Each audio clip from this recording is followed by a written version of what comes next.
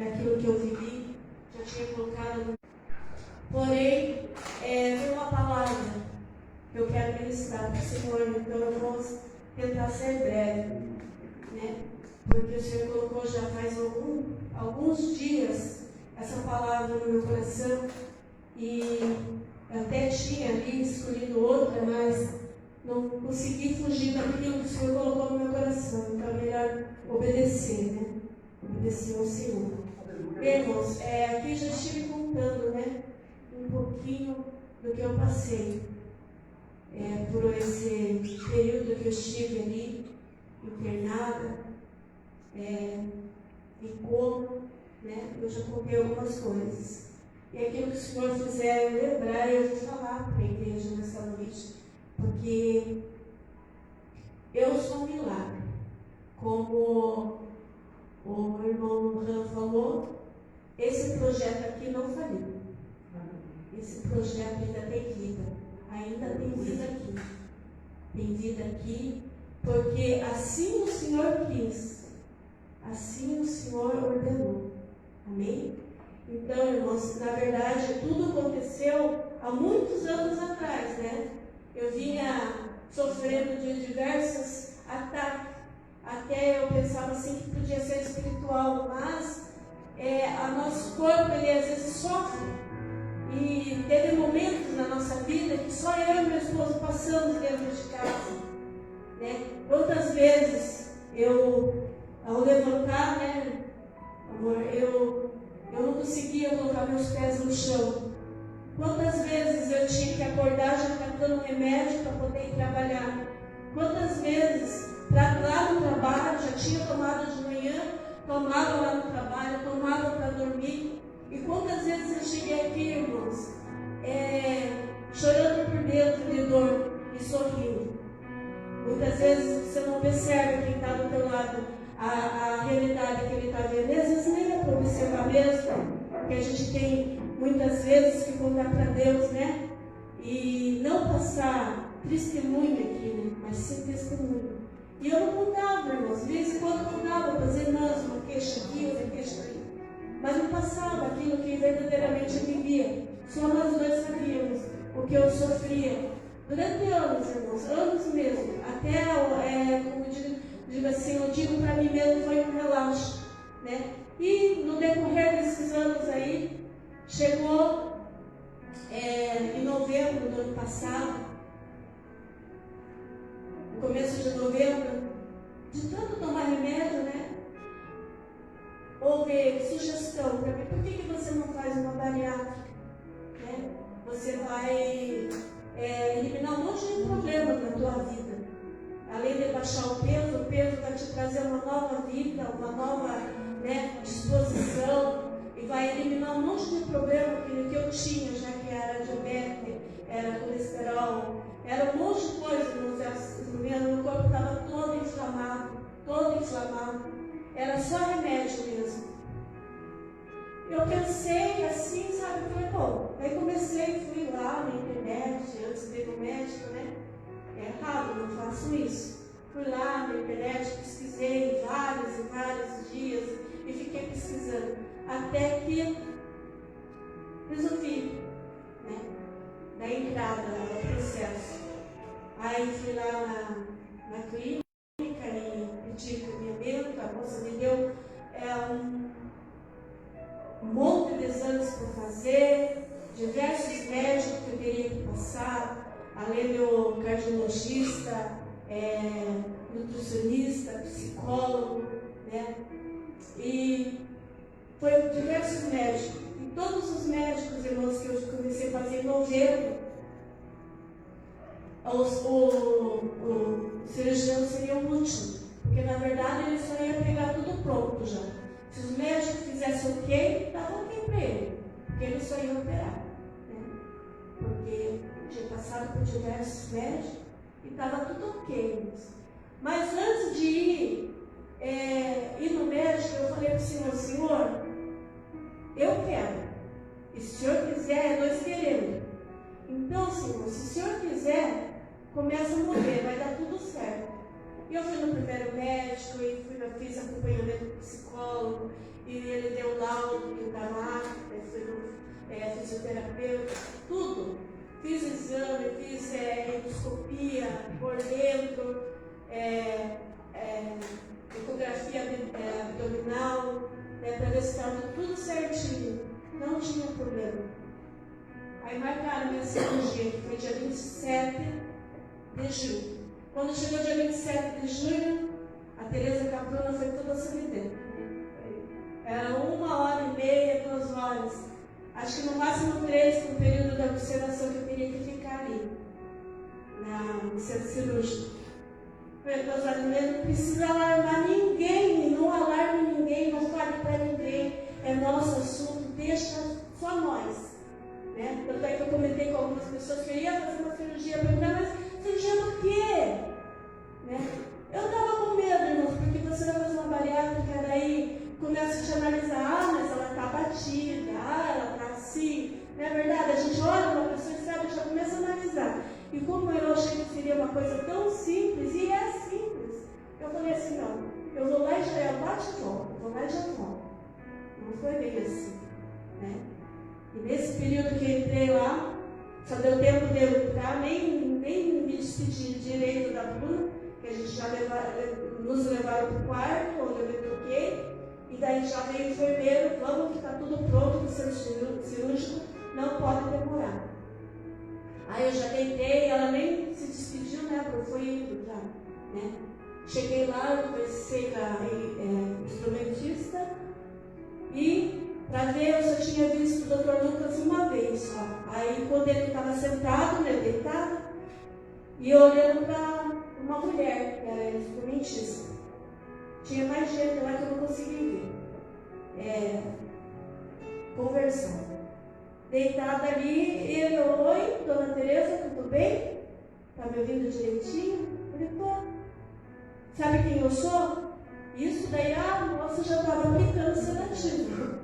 Eu falei, não sei, porque está de touca e tudo, né? Próprio nome de cirurgia. Eu falei, não sei. Eu sou seu médico, sou o Dr. Lucas, eu vou fazer a cirurgia da senhora. E nisso só ouvi isso, não vi mais nada. E ali se passaram 16 dias. Antes disso eu tive um despertamento ali. Que eu ouvi a doutora falando bem assim, olha, vamos entubar. O meu medo era intubação. Não sei porque eu estava com essa intubação na minha cabeça, eu pesquisei muito, vi que era uma coisa assim, não queria ser intubada. Daí eu comecei a choramingar, falei, não, intubar não, eu nem sabia quanto tempo estava desacordada, se era um dia, se era meia hora, se era 2 horas, se era uma semana, não sabia nada. Mas quando eu escutei ela falar, vamos intubar novamente, era porque estava necessitando. Aí eu sempre fui intubada novamente, não vi mais nada. Enfim, irmãos.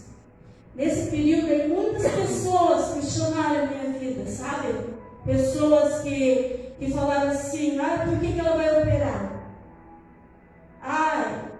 Alguma coisa está devendo. Geralmente eu penso assim, né? Você está em débito com Deus. Você está devendo para Deus. Tem coisas na nossa vida que a gente tem que passar. Você não sabe o propósito de Deus naquela experiência, naquele deserto que você vai atravessar. Eu digo para você que eu não sofri nada. Eu não sofri nada. Algumas pessoas me perguntaram assim, pastora, você não viu Jesus? Eu não vi. Eu queria ter esse privilégio de ver Jesus, de ter chegado ao céu. Mas eu não posso mentir. Inventar coisa que eu não vi. Eu não vi. A única coisa que eu vi, irmãos, eu vi. E eu não consegui descobrir na hora. Mas após que eu fiquei lúcida em casa, eu falei, A única coisa que eu vi foi a morte. Mas ela não chegava perto de mim. Eu estava aqui, deitada, na maca, não sei, não lembro. E eu via ela lá, daqui a pouco ela estava um pouco mais perto, daqui a pouco eu estava ali, ela me rodeando. Porque a gente sabe que aquele lugar é de tormento. Né? Aquele lugar é um lugar terrível. E eu não vi, eu só vi aquele rapaz, era um rapaz de terno preto. gravata preta e camisa branca. E ele tinha um olhar muito profundo, um olhar estranho.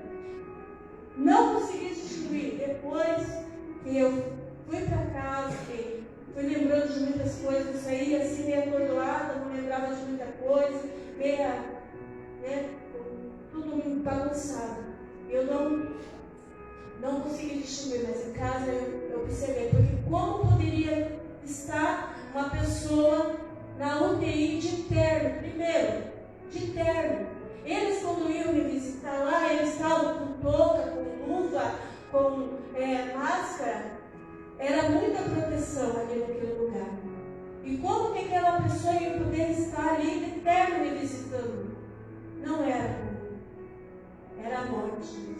Mas eu creio que ela não se aproximou mais porque os anjos estavam me guardando. A oração de cada um que intercedeu por mim estava impedindo, porque eu naquele momento, a única coisa que eu sentia era cansaço. Eu queria descansar.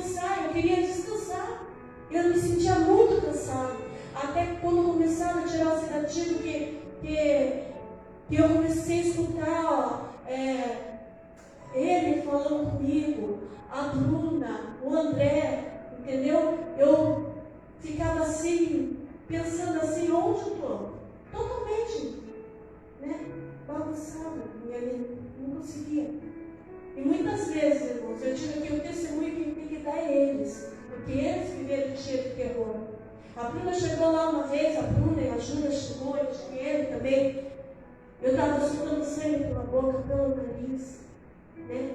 Era um dia que eu melhorava um pouco, outro dia já os remédios já não estavam fazendo bem mais.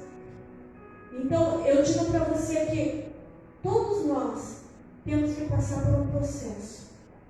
Muitas vezes o processo é para você, mas muitas vezes é para quem está em volta. E ali, irmãos, eu pude contemplar muitas pessoas ali que estavam afastadas do caminho do Senhor. Pessoas ali que olhavam para mim depois que eu comecei a que eu acordei e se alegraram por me ver acordada, porque eu já estava sem esperança. Teve um dia que a Bruna me contou que foi lá e eu estava com a aparência de um cadáver mesmo, né? As mãos brancas, os lábios roxos, o corpo já como se fosse o corpo de uma pessoa que já não estava com vida mais. Eu não tinha vida mais. Mas o Senhor, Ele sustentou até o último momento. Porque a última palavra quem dá é o Senhor na nossa vida. A última palavra quem dá é Deus na nossa vida, né? Eu penso assim que poderia ter partido, mas eu creio que o Senhor não ia deixar eu sofrer tanto. Assim, eu não senti dor, irmãos. Hoje eu vejo as marcas, muitas marcas no meu corpo, né? Muitas cicatrizes, né? Era para ter vindo tudo machucado aqui, por causa da tráqueo, da intubação, né? Até as partes que estavam bem inflamadas, eu não senti dor. Não senti dor quando cheguei em casa. A não ser aquilo que eu falei para vocês, que eu sinto como se estivesse aplicando, tendo agulhado na minha mão, no braço, na perna, nos pés. Mas tudo é a reação que está indo embora, né?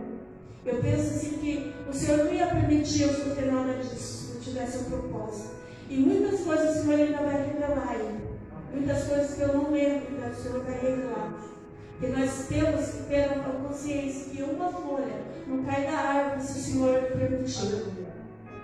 Se nós levantamos, é a permissão de Deus. Se você está aí lindo, bonitinho, cheirosinho, é porque o Senhor permitiu. O Senhor tem te dado condições. O Senhor tem te colocado assim, te dado um meio para você estar do jeito que você está, perfeito. Lá naquele lugar eu vi muitas pessoas chegando, almas gemendo ali, sabe? Não eram pessoas mesmo que chegavam gemendo, chorando e gritando: enfermeira, me ajuda, enfermeira, né, me dá água, enfermeira. É horrível aquele lugar, irmãos. É horrível aquele lugar. É um peso. E a morte rodeia mesmo, rodeia ali. A morte, ele fica procurando, né, a quem possa tragar. Mas não era a minha hora ainda. Porque eu creio que o Senhor ainda tem algo na minha vida. Através da oração de vocês, o Senhor me deu essa nova chance. Muitas pessoas oraram por mim. Até pessoas que não são da mesma fé que nós oraram por mim. Eu tive mensagem que até hoje eu fico olhando, assim, são muitas mensagens pelo Message, assim, sabe, desde o primeiro dia. Nossa, são muitas mensagens de palavras positivas para a família, para mim, né, que eu não podia ver ainda, mas está lá guardado. E eu creio que tudo isso daí o Senhor observou e vai honrar a cada um. Amém? Deus abençoe os irmãos por esse testemunho, mas eu tenho uma palavra que eu não posso deixar de falar, porque o Senhor colocou no meu coração. Aleluia, Jesus. Eu louvo a Deus por tudo que Ele fez e eu sei que ainda vai fazer na minha vida. Aleluia, Jesus. A palavra do Senhor se encontra lá em 2 Samuel. Aleluia, Jesus. 2 Samuel, capítulo 6.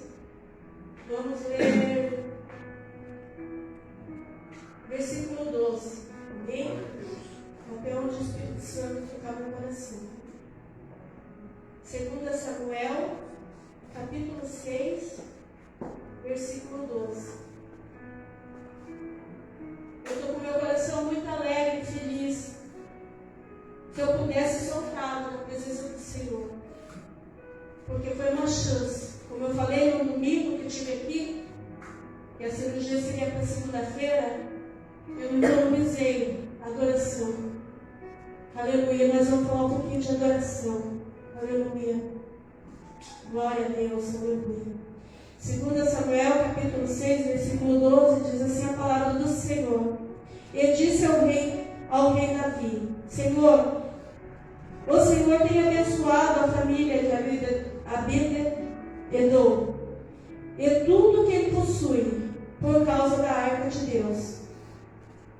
Então Davi, com grande festa, foi à casa de Abed-edom e ordenou que ele levasse a arca de Deus para a cidade de Davi. Quando os carregavam a arca do Senhor, davam 6 passos e sacrificavam um boi e um novilho gordo. Davi, vestido de colete sacerdotal e de linho, foi dançando com todas as forças perante o Senhor, enquanto ele e todos os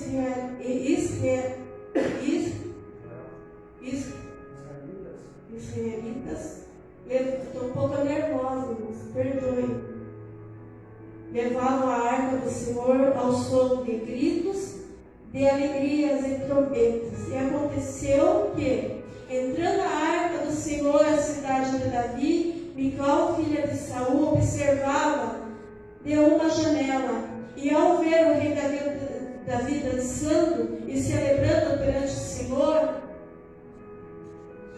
ela desprezou em seu coração. Vamos lá para o 20. Voltando Davi para casa, para abençoar a família, Mical, filha de Saul, saiu ao encontro e lhe disse: como o rei de Israel se destacou hoje, tirando o manto na frente das escravas e de seus servos, como um homem vulgar. Mas Davi disse a Mical: foi perante o Senhor que eu dancei, perante aquele que me escolheu em lugar de seu pai, ou qualquer outro da sua família, quando me designou soberano sobre todo o povo do Senhor, sobre Israel. Perante o Senhor celebrarei e me rebaixarei ainda mais, e me humilharei aos meus próprios olhos, mas serei honrado por essas escravas que você mencionou. Amém, irmãos? Glória a Deus, aleluia, Jesus. Poderia sentar. Aleluia, Jesus. Aqui é a palavra do Senhor, só para os irmãos, eu sei que os irmãos sabem ler a Bíblia, né? Nós sabemos que quando Aleluia, Jesus. Quando Israel venceu, Israel estava em luta com os filisteus, eles roubaram a arca da aliança. Eles levaram o seu poder. E lá a presença da arca trouxe algum tumulto perante os deuses que eles serviam. E ali a arca foi passando de rei a rei. Foram 5 reis, se eu não me engano. E essa arca começou a andar ali. E cada lugar que ela ia, ela trazia um tumulto ali. Tinha uma consequência. Porque não era o povo de Deus, não era para estar ali. Mas o Senhor permitiu por desleixo de um servo do Senhor que não ordenou como deveria ordenar, que não fez como o Senhor queria que fizesse. E essa arca foi passando de rei, porque nenhum rei queria, porque estava com medo já, que o mal viesse junto com a arca e atacasse todo o povo. E daí o que aconteceu, irmãos? Essa arca foi parar, aleluia, Jesus, foi parar na casa de Abinadab.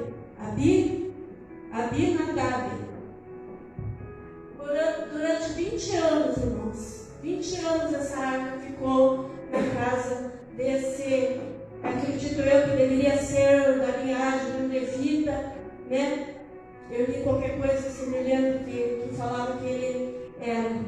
E essa arca ficou ali, né? Acredito eu fico imaginando que essa arca ficou num lugar em destaque. Por quê? Porque era a arca da aliança, era a arca do concerto, era a presença do Senhor. Mas por ficar muito tempo ali naquele lugar, o que aconteceu? A arca se tornou um objeto comum na casa. A arca foi ficando uma coisa assim como se fosse um móvel. Eles não tinham mais aquela consideração que era a presença do Senhor que estava ali, porque era o símbolo do Senhor naquele tempo, né? A arca da aliança. E essa arca ficou durante 20 anos ali. Até que um dia o Davi começou a reinar. E durante as batalhas dele, que ele vencia, ele sentiu no coração dele, né? Já estava tudo calmo, tudo tranquilo.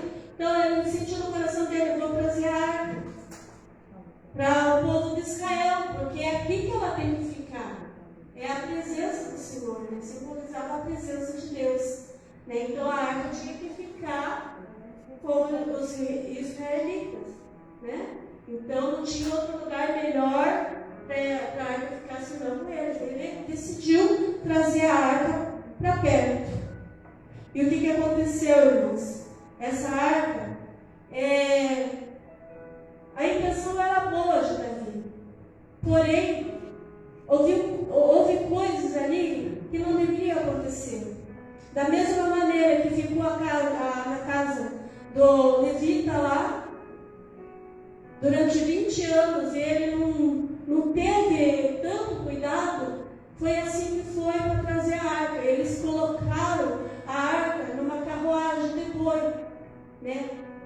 Aonde não era para ser assim, porque quando o Senhor ele deu as ordenanças como deveria ser feito, o tabernáculo, tudo, era tudo, o Senhor faz tudo certinho, na medida certa, na cor certa, no posicionamento certo, tudo calculado. E a arca deveria ser levada pelos levitas. E não deveria ser tocada, era para colocar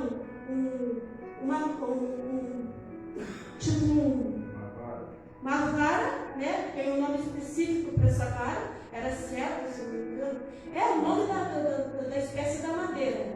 Colocar nas argolas, e ali eles erguiam a vara e colocavam sobre os ombros. E Davi teve a intenção boa de trazer a arca, porém não foi da maneira que o Senhor queria. Não era da maneira que o Senhor tinha ordenado fazer, né? Lá atrás, né? Então não poderia ser dessa maneira. E o que aconteceu, irmãos? Eles pegaram, colocaram numa carruagem, né? né? E essa carruagem foi seguindo. E eles foram festejando, celebrando, adorando a Deus. Porém, houve um deslize, os bois tropeçaram. E um dos filhos desse levita, ele pegou e foi segurar a arca, aonde ele foi fulminado na hora, porque ele não poderia tocar. É coisa séria tocar nas coisas de Deus. É coisa séria você achar que está de boa intenção e não consultar Deus, se é realmente para você fazer aquilo. Se é dessa maneira que é para fazer. É coisa séria, pode ser trazer uma consequência. E aconteceu que teve uma consequência.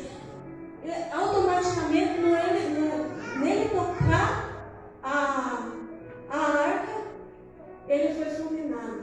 Aonde Davi ficou sentido, ficou nervoso, ficou bravo, né? E agora, aqui na palavra diz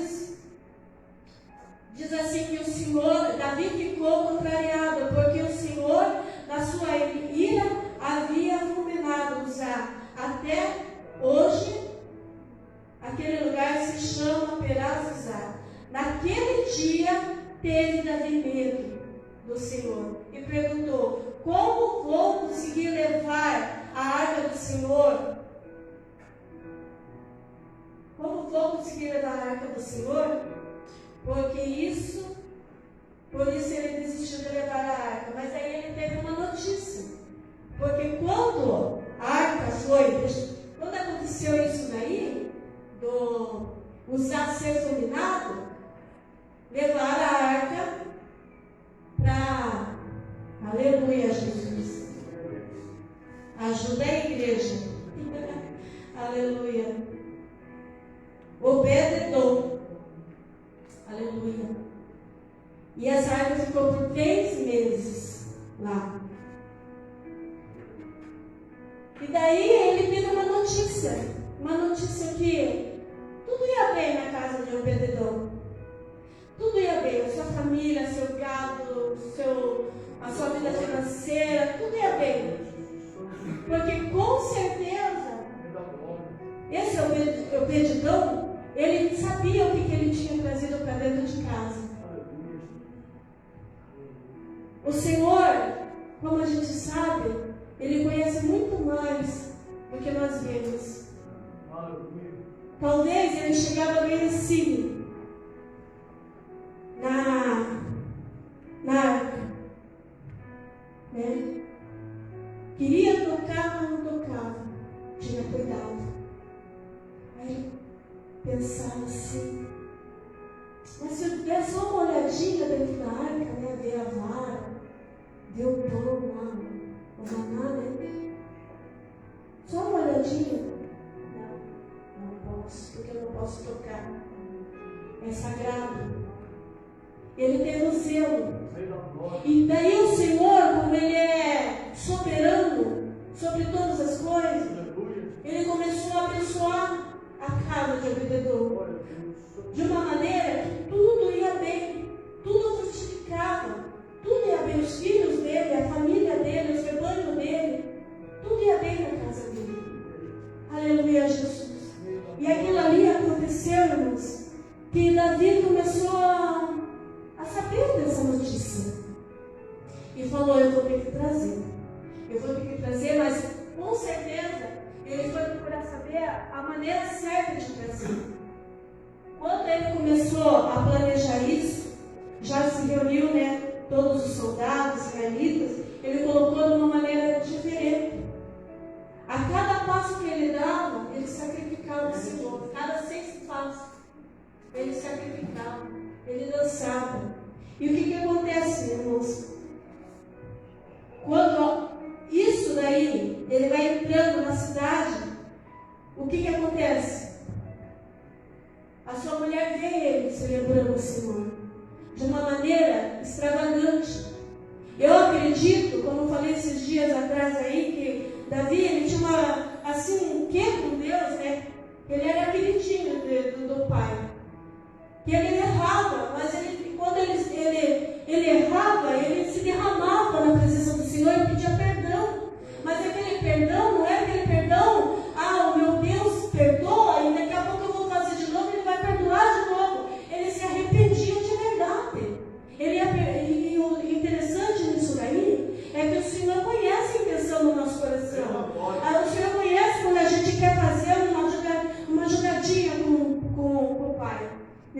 Ah, não, hoje eu não faço isso, o Senhor me perdoa, mas amanhã eu torno a fazer.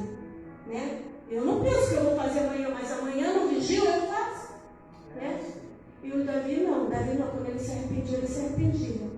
E o Senhor conhecia a intenção do coração de Davi. E daí, o que acontece, irmãos? Mical, a sua mulher, começa a questionar a extravagância dele, porque ele se derramava.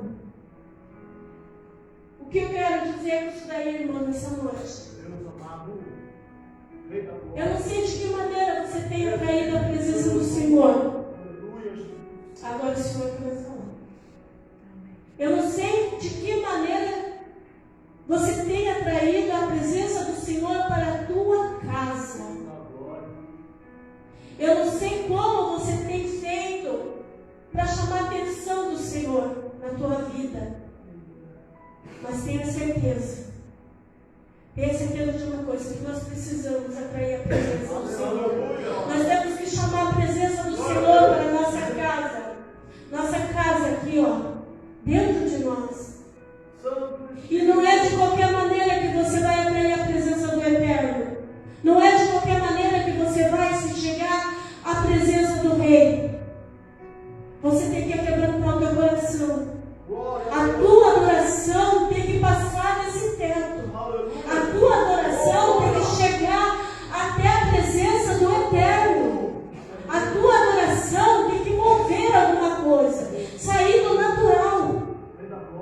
Não aceite você entrar na casa de Deus, você entrar neste lugar onde é consagrado como casa de oração, entrar e sair da mesma maneira, algo diferente tem que acontecer dentro de você. Aleluia, Jesus. Algo diferente, porque se não acontece, irmãos, é porque tem que ter quebrantamento. Quanto tempo faz que você não derrama uma lágrima para o Senhor? Ou você só derrama lágrima para o Senhor quando precisa dele? Senhor, eu preciso de emprego. Senhor, eu preciso que você abra aquela porta lá, Senhor. Senhor, eu preciso que você faça algo na vida do meu filho, na vida da minha filha. Senhor, eu preciso, Senhor, que você faça, Senhor. Ah, meu Deus, abrir o celeiro lá na minha casa, lá, Senhor. Eu preciso porque a prova está sendo grande. Será que só neste momento que você consegue se derramar na presença do Senhor? Será que é só nesse momento de prova, do deserto, que você sabe chegar perante o Senhor, rasgar o seu coração? Nós precisamos buscar o Senhor na abundância, na fartura, mas na adversidade também. Sabe por quê? Porque quando nós passamos pela prova, pelo deserto, pela adversidade, é o Senhor que está trabalhando em nós. Aleluia. A abundância é consequência do teu deserto. Sabe por quê? Porque quando você passa pela prova, você sabe que lá na frente, lá, tem a vitória. Você vai alcançar aquela vitória. Porque aquela prova ali não é em vão, irmãos. Você tem que entender que a tua adoração tem que mover alguma coisa. Nós temos que aprender com essa passagem ali que Davi, ele não olhou. Mical estava na janela. Na janela. E quantos estão na janela querendo ver a nós tropeçarmos, nós cairmos? Quantos estão na janela querendo ver você cair, você desistir? Quantos? Quantos não estão apostando em você? Não estão, estão na janela lá, ó, olhando. Para quê? Para falar. Mas essa aí, aquele lá não vai longe. Eu já vi isso acontecer, não vai demorar. Ele vai desistir. Davi não.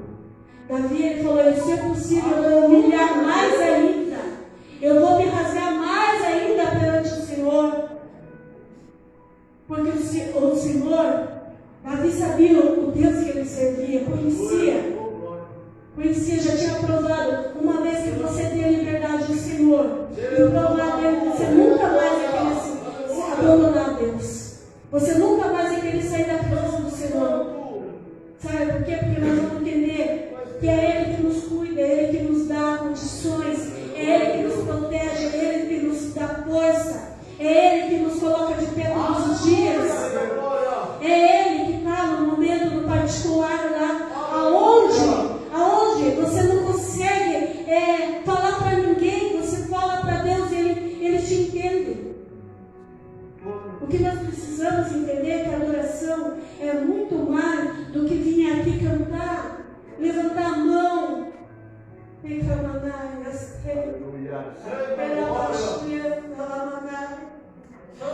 Adoração é muito mais que isso. Adoração é como se você olhasse os olhos de Deus lá de cima, te olhando assim, ó, me adora mais. Você não conseguiu chegar ainda naquilo que eu quero. Me adora mais, me busca mais, se expressa mais diante da minha presença, se solta mais, deixa os problemas. Os problemas lá eu resolvo. No tempo que eu quiser eu resolvo. Deixa os problemas lá. Aqui é o momento de você adorar, de buscar. Deixe que falem. Deixe que falem. Deixe que falem. Se você está adorando de uma maneira exagerada, se você está adorando de uma maneira que não convém, tem que convir para mim. Você não veio me adorar? Você não disse que vinha à casa do Senhor? Você não disse que você vinha prestar teu culto racional na minha presença? E cadê o culto racional? Cadê? Quanto tempo faz que você não derrama uma lágrima para o Senhor?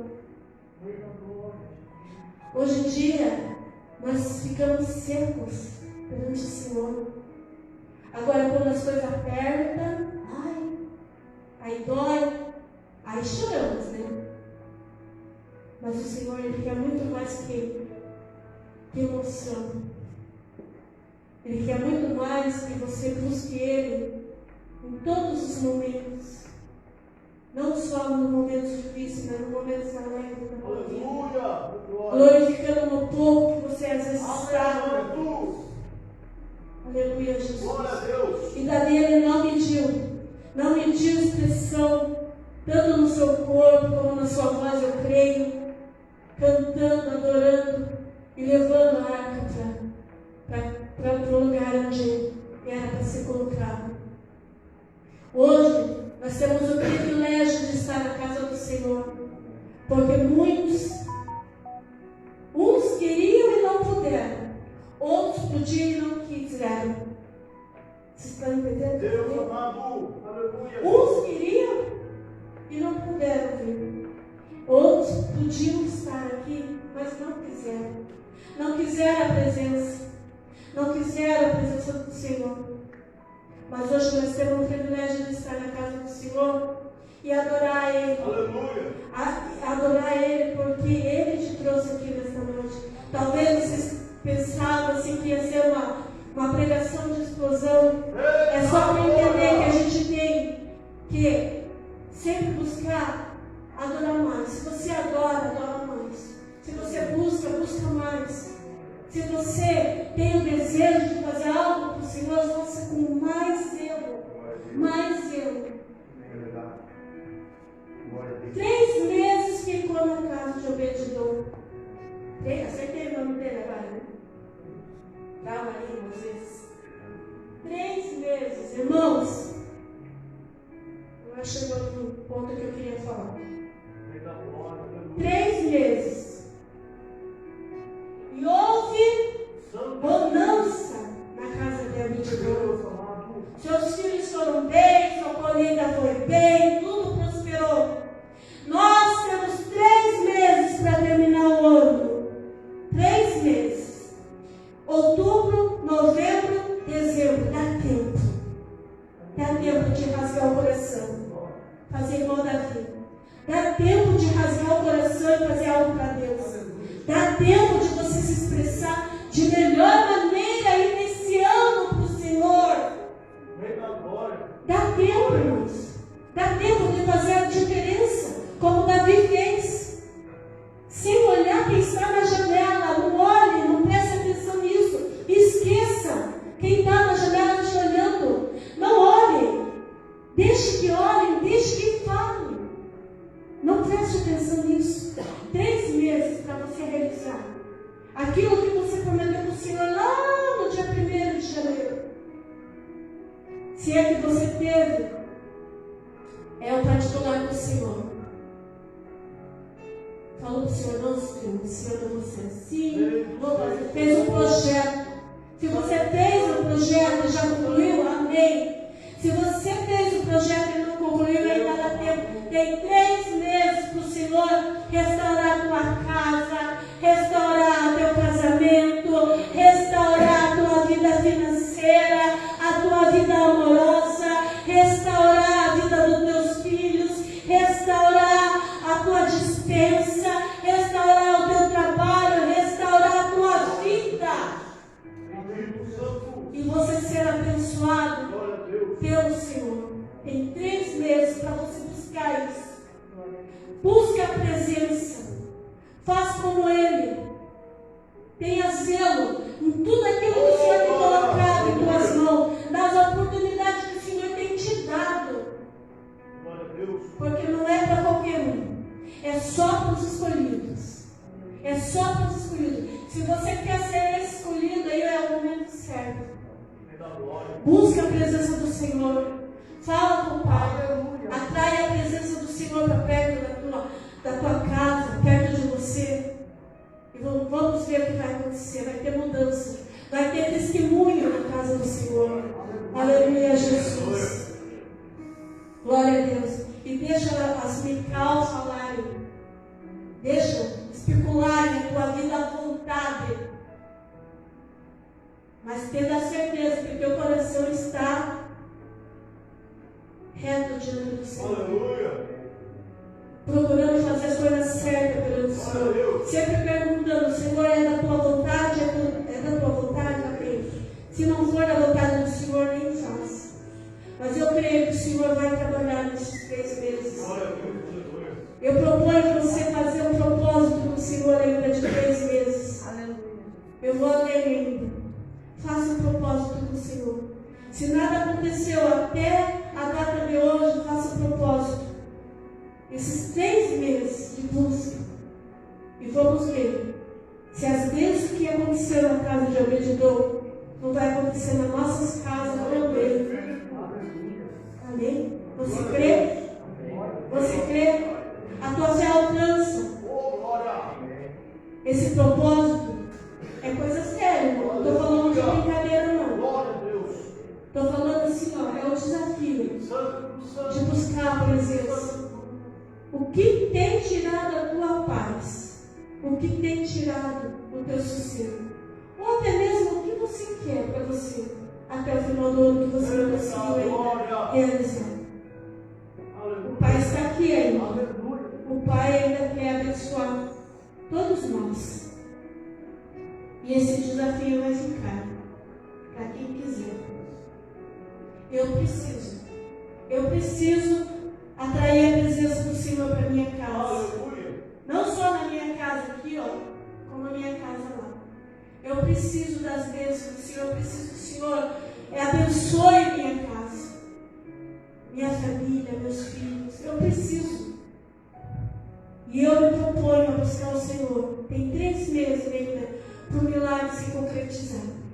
Eu sou um milagre. Eu sou um milagre. Por mim, eu já estaria descansando. Verdadeiramente, irmãos. Porque o processo foi cansativo. Mas ainda tem que caminhar um pouquinho.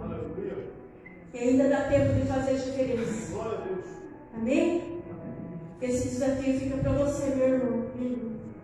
Não faça dessa palavra assim, ó, entrar por aqui e sair por aqui.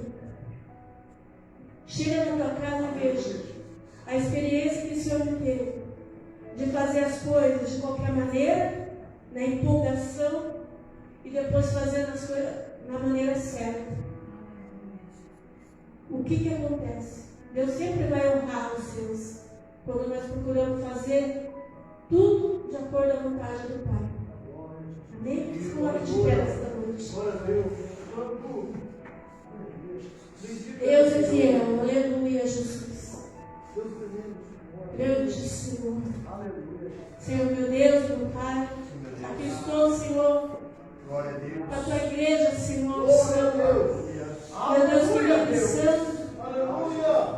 Assim, Senhor, como o Senhor abençoou a casa de Obed-Edom, eu peço a Ti, Senhor, as suas bênçãos sobre a minha vida,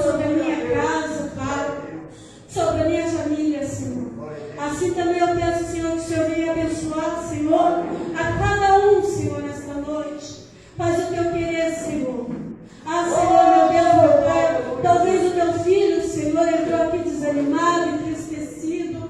Algo, Senhor, meu Deus, meu Pai, tem, Senhor, tem ardido em seu coração, tem tirado o sossego, eu não sei. Mas o Senhor é um Deus que cura, restaura. É o Senhor, Paizinho, que faz o milagre acontecer. Ah, Deus querido e santo, que o Senhor venha operar, Senhor. Que nesses 3 meses, Senhor, que nós temos ainda para terminar este ano, se o Senhor não voltar, Pai, que nós possamos, Senhor, ter propósito, Senhor, diante de Ti. Ter propósito, Senhor, diante da Tua presença. E buscar a Tua face, Pai. E atrair a Tua presença, Senhor, meu Deus, para perto de nós, Senhor. Estar, Senhor, na Tua presença, Senhor, é um privilégio, Pai. Aquilo que o Senhor tem colocado em nossas mãos, ó Deus. Ah, Senhor, nos faz, Senhor, cuidar com amor, com zelo. Ah, Senhor, meu Deus, que nós possamos, Senhor, meu Deus, Paizinho querido, entender, Senhor, tudo aquilo que o Senhor quer, Paizinho, para nós. Pai, abençoa a Tua igreja nesta noite.